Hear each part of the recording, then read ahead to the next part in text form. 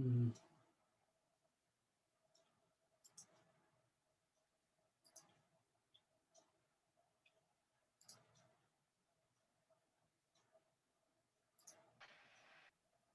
Can you hear me now?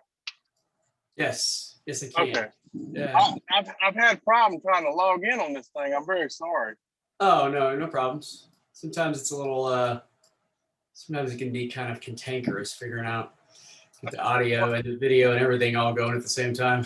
Yeah, I hit the little link and it took me here. Then it was like sign in. I'm like, I don't think I'm supposed to sign in because you've already set it all up and everything. And then I had to go Yeah. back to the email and it was like back and forth and stuff. So I'm sorry I'm late though.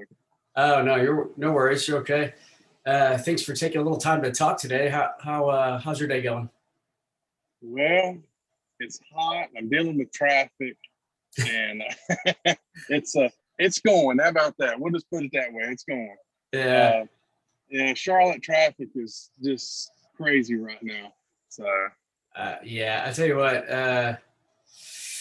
Yeah, my wife and I, our family, we went down to St. Simons, Georgia, right. and just cutting through.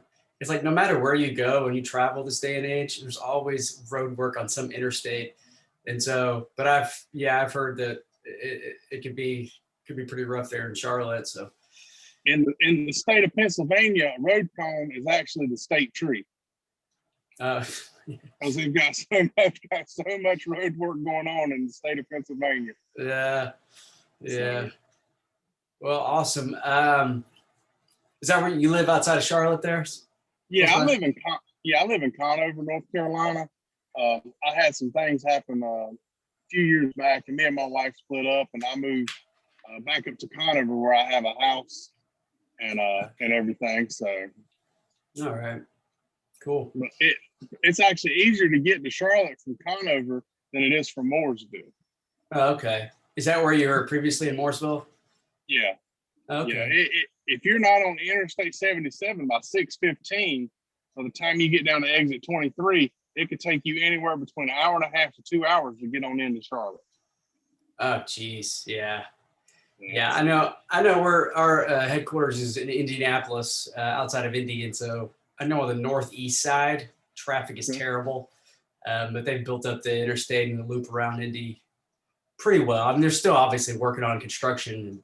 And I think 65 is shut down with North Split, so there's always something going on, but it isn't too bad. And so, yeah, we built a SOLA in Mooresville, North Carolina. It's funny because there's a Mooresville, Indiana, that's where I live, close by here. And Right. I remember anytime we would try to Google anything with Mooresville when we first moved up to the area, you had to be careful because there was always Mooresville, North Carolina that would pop up. Yeah, this if you ever have a chance, Google Redneck Hollywood. Redneck Hollywood. RedneckHollywood.com, and you'll pull up everything you'll know about Mooresville. That's hilarious. Yeah, my buddy actually owns the website. Oh, really?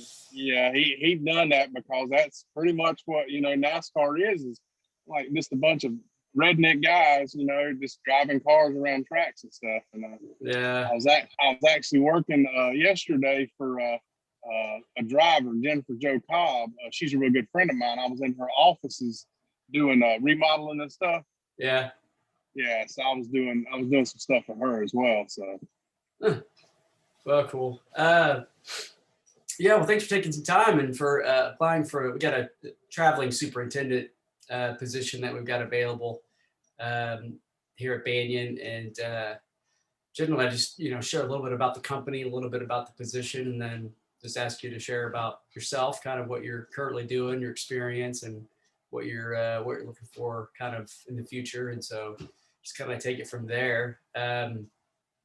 Banyan, we're a small, kind of a,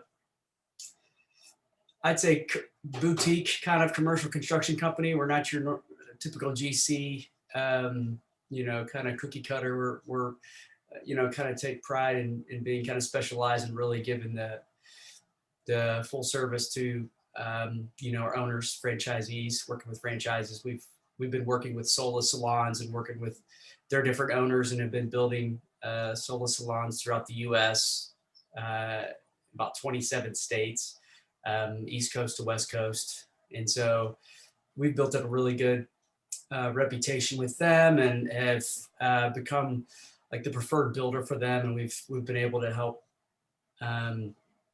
really help kind of become the easy button for them where they have a new franchise. We'll do everything from site survey, meeting with the owners and working through leases and all the way to turnkey, certificate of occupancy. And so we've been focused in on that. Our office or headquarters is in Brownsburg, Indiana, which is just west of Indy. I got about 20 folks that work here that do everything from everything from getting site survey information to creating contracts to plan, design, permitting, site mobilization, pre-construction, all that stuff, bids, estimates, and getting things ready for site mobilization for our superintendents. And so we've got a team that's in the field, traveling superintendents. We've got a closeout team, and then we've got some guys that do, obviously kind of our coordinators, and then some guys that do some kind of closeout audit stuff, at the end of the jobs. And so we've got a pretty good team of people working together. Field supports the office, or the office supports the field. And so kind of do what we can to keep things moving forward. We built a lot of solos. That's exclusively what we've been doing the past several years. But this year we're expanding and kind of diversifying a little bit, doing some construction management for one client, looking to build that clientele up. And then also looking to do some other project management type stuff or miscellaneous things, with some other franchises outside of SOLA. And so right now we're looking for superintendents who can come on and, bring their skill set to be able to kind of coincide with what our value system is and kind of what we're looking for, and being able to provide that, that top-notch quality product for the owners, and the build outs are generally all that we've been doing thus far is probably 99% tenant build outs with the solos. Obviously, if we begin to expand and do some other franchises, will be some ground up stuff as well. So about a 90-day build out is kind of what the goal is for the solos. It's not the typical salon that you would build, you would see if you go in and all the hairstylists in one space. Solas is the business itself, and it's leased out all the different studios to the different stylists, and they're kind of sole proprietor over their businesses. So just kind of that's kind of just the run over real quick version of it. You got any questions for me at this point, Dan? If not, you could share about yourself, kind of what you've been doing, what you're looking for. No, I don't have any questions. So it's all salons is all you guys do, or do you do other stuff as well? Well, currently that's what we've been doing up to the past several years. But this year we've started kind of diversifying, so we're expanding this year. Last year we built 40 salons. Year before we built 39. This year we're looking to build between 45 and 50, and then get started on a couple of other non-SOLA projects as well this year. Okay. And so. Okay. Well, I started out back in probably 1995. I owned my own landscape irrigation company. Yeah. And I progressed with that up until about 2008. And I got my real estate license and my general contractor's license. And I opened up DevCore Charlotte, which was a real estate / go in, fix up foreclosed properties company. Right. For investors and stuff like that. And I've done some commercial upfits on doctors' offices. I've done some commercial upfits on restaurants. I've done a couple of Hooters restaurants ground up. Mm-hmm. Then I had another guy approach me about a month after I had created DevCore Charlotte. He asked me if I'd be his GC qualifier. And I said, sure. And so I was running my two businesses, plus I was running his business, and I've done that for about 3 years, and I got fed up with it, and I sold the real estate part to one of my buddies, and then I transferred all the general contracting stuff over to the Kind Group and sold it to him. And then I went to work for them in 2008, and I've worked for them for 12 years, 10 months. Yeah. I got laid off back in April because the work dried up. We were doing about 75% of our work was foreclosure work. Yeah. We had contracts with the federal government, going in foreclosures, cleaning them up, cleaning them out, fixing them up, doing stuff like that. And when the mortendums come down last year, that halted a lot of the work. And then I had one custom home build that I was doing, and that got done, and that was pretty much about it. And then my salary got cut, and so January I told him I was going to be looking for other employment. He said that's fine, and so I went on and went on and went on, and I was working with him. I said, man, it's going to turn around. It's going to turn around. Just take care of me when it turns around. He's like, okay, no big deal. And then April the 2nd, he come to me and just told me he couldn't pay me anymore, and he said that was it. And I've been out of work ever since. So yeah, that's got to be rough, especially he's invested that many years there. Yeah, I mean, I just want to try to get with a company and grow with a company and show them that I'm a valuable asset with the company.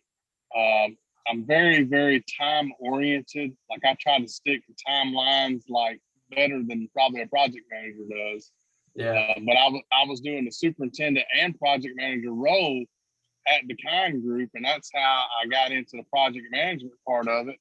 Because I oversaw about 30 employees, and we were doing apartment remodels and other stuff like that. So I had anywhere between 20 to 30 projects on my plate each week.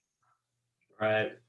And so I'm very, very keen on time wise, trying to stay within the timelines and stuff.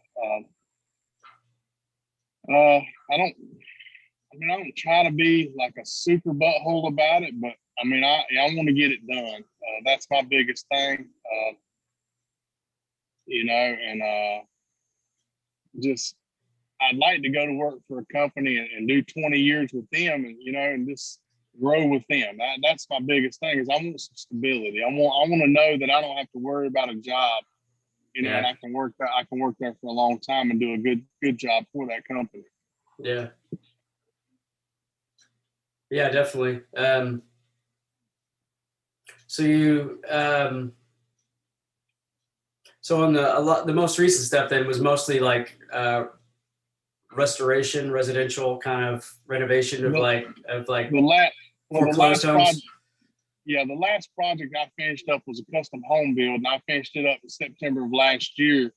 And then we were doing just a few things with the foreclosure stuff up until about March, April, and then that went away. So I mean, pretty much, just doing remodel stuff and stuff like that. Okay, all right. Was it back when you did you were the GC real estate brokers? Is that when you did your kind of the office and some commercial stuff? Yeah, I was doing upfits for doctors' offices. I'd done an upfit for a restaurant in a couple buildings, and then I built a couple of, like I said, Hooters restaurants as well. Yeah. And that's when I was doing that stuff. That was about 2012, I believe it was. Yeah. I was doing a lot of stuff like that. But I had my general contractor's license up until 2017. Right. 2018. I let it go dead after that because he had gotten his general contractor's license and didn't need me to have them anymore. And so. Right. Okay, cool. Yeah. Do you prefer residential over commercial, or do you have a preference, or which one do you? It's all the same. Yeah. When you're doing custom $1 million homes, it's pretty hectic. It's very tedious. Yeah. When you're doing commercial work, it's not that bad. You know, like a lot of times you don't have to put ceilings in. You just have, you know, the paint guys come in and spray the ceilings black, and you can kind of leave it open, you know, and then everything, you know, 7 foot, 8 foot up, has to be like in pristine condition, you know, like your flooring, your paint, Yeah. you know, everything like that. And, you know, it's just a little bit easier. There's a little bit less to do on commercial stuff. And there's less headaches. I mean, it's commercial stuff, in my opinion, is a whole lot easier than custom home building. So, yeah, I could imagine it. You wouldn't have nearly as many choices, and when you're dealing with the owners when they're going to be living there, their house. I could imagine there's definitely some. I'm put to like when you spend $1 million on a house, you want it, you know, you want it the way you want it. Yeah. And some of these people, I don't like that tile. Well, okay, we're going to have to rip that tile off, and we're going to have to buy a new tile. You know, you're looking at a $20,000 change order, plus you're looking at about 2 weeks, you know, pushing your closing back. Yeah. And you know, when you start talking stuff like that to a homeowner, their mouth kind of drops, like, what? Yeah. And you know, and it's just like, because it's not the money part of it, it's the pushing the closing back a couple of weeks, because you got to get all that stuff fixed. And see, and they don't want to stay where they're staying at. They want to hurry up moving to their house. Yeah. So it's kind of one of those ordeals. Yeah. Yeah, it's kind of hard to have it both ways. So. Yeah. But when you got that kind of money, and, you know, people throwing $1 million at you, I mean, you know, you want to try to do the best job that you can do. You know, I've gotten down on the floor on my hands and knees and like really looked at, you know, trim, make sure everything is nice and neat and, you know, presentable and everything. So when they do a walkthrough, there's no question of what kind of quality work that they have. Yeah. Yeah. Did you guys, whenever you did office spaces and whatnot, did you ever do any acoustic ceilings? Yeah. There's a place here in Charlotte I went to I bought. I mean, we had an account set up, but I've done acoustic ceilings for a couple tobacco shops that we've done upfits on, the doctor's office, you know, a couple other places. All right, cool. Yeah, I guess with us doing the commercial aspect, I know the owner of our company, he was in residential construction. He was a GC before he got into commercial construction back. That was right whenever 2008, whenever the economy crashed, is when he got into commercial construction out of residential. And so I know we've had some really good superintendents that have come from the residential, because we do have that, you know, that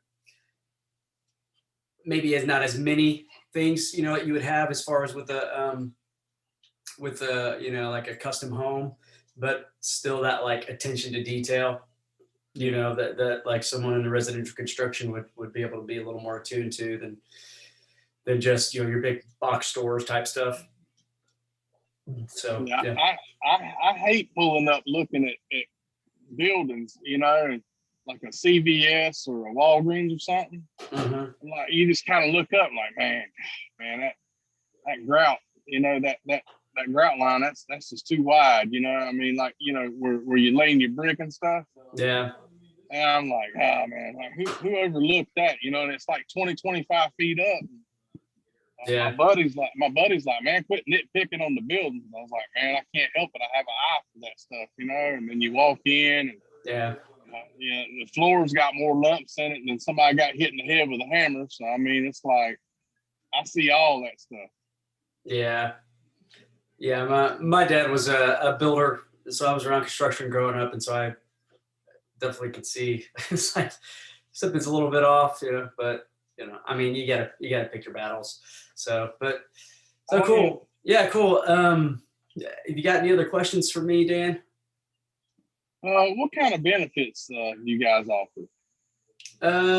We do offer a good benefits package, healthcare, 401k, We offer some optional stuff like dental and some supplementary Okay. insurance like Aflac, and then we've got a couple of other benefits that are kind of like perks type thing. So I mean, traveling superintendent, there'd be, some per diem and some other things in there too. So Okay. yeah, yeah. Okay. Well, that sounds good. I mean, I'm interested. So Okay. As far as traveling, it sounds like maybe a lot of the stuff you've done is around the Charlotte, around the North Carolina area, I've unless. done I've done stuff North Carolina, South Carolina, Tennessee, Virginia, Kentucky, and New York State. Okay. Yeah, I just So because our jobs are they're all over, and so I wouldn't try to sugarcoat it or candy coat it to make it sound like you wouldn't be traveling a lot, but it's a 95% time on the road. Coming home every 3 weeks or so. Whenever it depends on how far away from home you are. right. I know it seems like a lot of folks who haven't had that level of experience continually, sometimes it can be a big strain for them. And so it's definitely not for everybody, but I always just want to throw it out there and be like, hey, you're going to be on the road for, extended amounts of time. So That's I guess do y'all provide a truck, or does I have to drive my vehicle, or how does that work? If I'm traveling. Yeah, generally the superintendents, usually there's like a vehicle allowance. Okay. Our closeout, our finish guys who do all the closeout carpentry stuff, they have a company vehicle that they drive. Yeah. So Okay. all right, cool. Where are most of y'all's jobs at? Just everywhere, all over the United States? Yeah. A lot of them in the Northeast. We got several in Pennsylvania. We got one going on in New Jersey right now. We've got them going on in Virginia, Florida. We've done several in South Carolina and North Carolina. We're getting ready to do in Alabama. We've done them in Kentucky, Tennessee, Wisconsin. I mean, we've also we're getting ready to do another one in Georgia. But we've done some in like the West Coast too, like Washington, Oregon, and California. And so just kind of here and there. Okay, I got you. Yeah. It sounds good to me. It's just I probably need to come back like every couple of weeks. However, at my expense. I get my kids every 2 weeks or whatever. Mm-hmm. So something like that. Would that be a problem or? I don't honestly, I don't know. I think it'd be something that would definitely be worth working with you on, because I think it's one of those things where, family is important, that work-life balance, and, you get that time with the kids is very important. So, if it wouldn't work, I think they would tell you up front, not, because they wouldn't want to waste your time if it was something that was going to take you away from those kids more than you'd be able to. So, but yeah, I'll definitely take your name and your information and pass it along, and we'll go from there. But it's good talking with you, chatting with you today. Yes, sir. Thank you for your time, man. Awesome. All right. Thanks, Dan. Appreciate it. Yes, sir. Have a good day. You too.